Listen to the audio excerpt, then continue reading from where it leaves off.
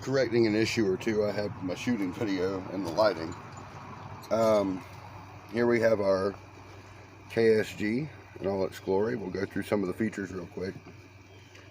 Of course, we have our dual magazine tubes visible there, our pump, a sturdy hand grip, and two switch looking things. This is your magazine selector with 3 positions. Center closes both. Moving it to one side selects the other tube. Now, as we can see, hopefully, weapon is very clear. Let's just...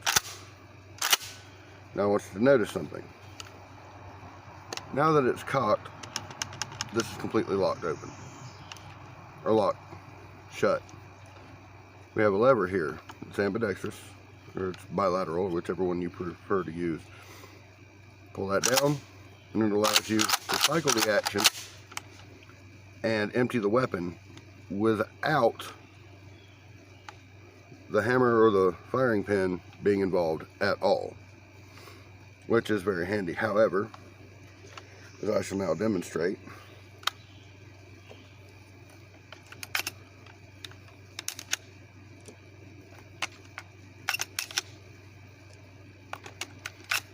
should you feel the need to empty the weapon, you may be able to see these 2 little prongs pull up and it dumps them. Ideally, you want the weapon pointed down when you do that.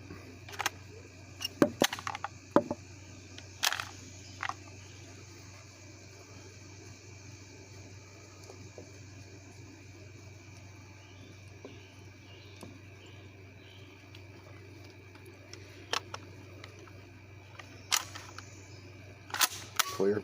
When you fire it, it unlatches that and allows you to cycle the weapon again.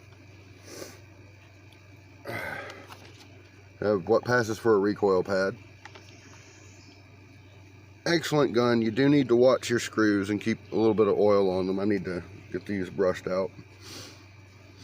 Of course, sights, it'll take any sights you can screw onto that Picatinny rail. Excellent gun and reasonably accurate with slugs. Decent patterns for an 18.5-inch barrel that's cylinder bore. That is, it's one size the whole way. You have modified choke, which is, it starts to narrow. You have full choke where it narrows pretty much from the end of the chamber, just a hair all the way down, till it's choked your load of shot into something a little more solid, so it keeps it tighter as it spreads out, because it's going to start to expand as it moves. You want to delay that with a modified choke. That's how you do it. Of course, there are screw-in chokes you can buy. There's all kinds of stuff available. To do that, you have to replace part of you have to remove this nut and replace part of the forend. I'm not going to fool with it. The thing runs fine for me. Now, to load, of course, you know, select the chamber. Whichever side you switch this to, it's blocking the other side. So, slug, hornady critical defense, which I believe is a buck and ball load. And yes, that is sweat. It is that damn hot out here.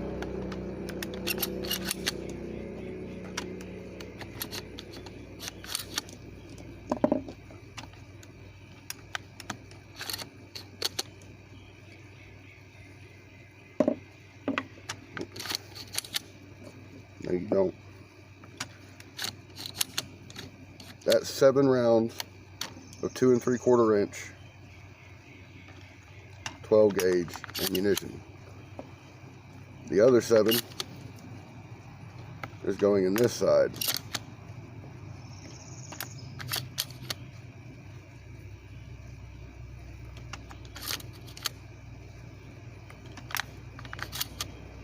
You can stagger the ammunition like I have here.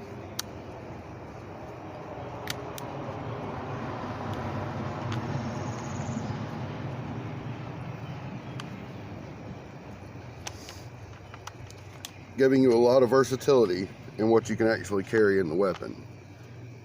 In addition to using different ammunition that's the same size, like these 2 3/4, you can put, let's see, capacity with this, each tube is 7 plus 1 in the chamber for a total of 15 2 3/4 inch shells. 3-inch Magnum, it's 6 in each tube and 1 in the pipe for a total of 13 rounds on board.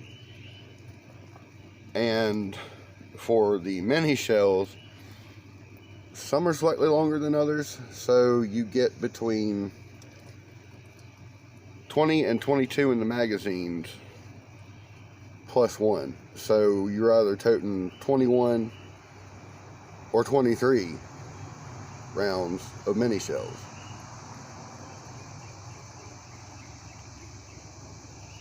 The thing runs them all, and it will alternate running them all.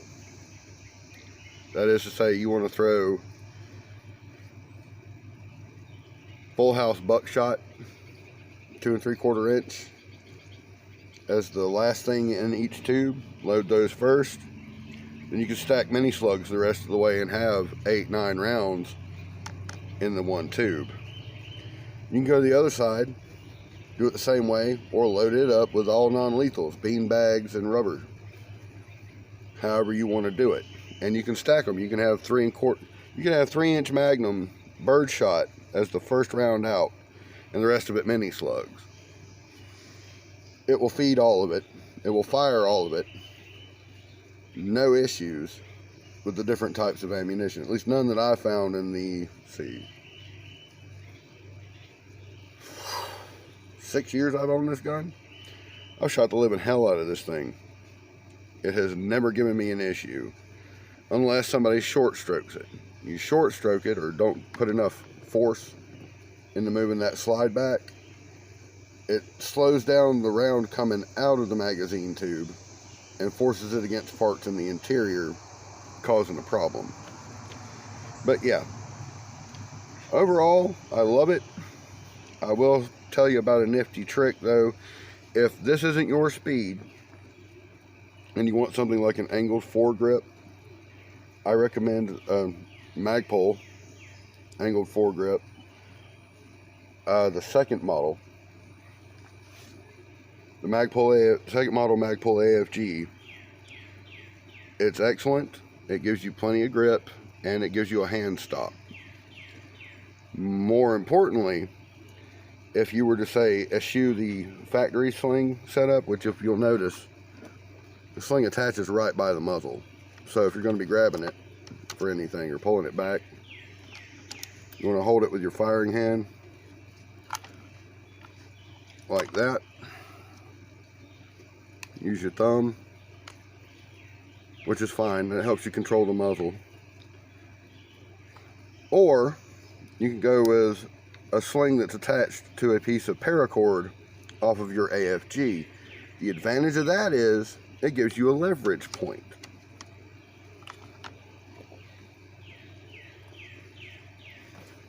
You can keep the muzzle down by holding the sling just below that and racking by flicking the sling back and forth. Doesn't take a whole lot to move this. So that tat, tat, tat, tat, tat, you can throw them out almost as fast as you could with, say, like a Winchester 1897 with practice. At any rate, this is just to clear some things up that I left out yesterday. Also, the safety won't engage unless the hammer's been cocked, which is a nice feature. I like it. Damn fine little shotgun.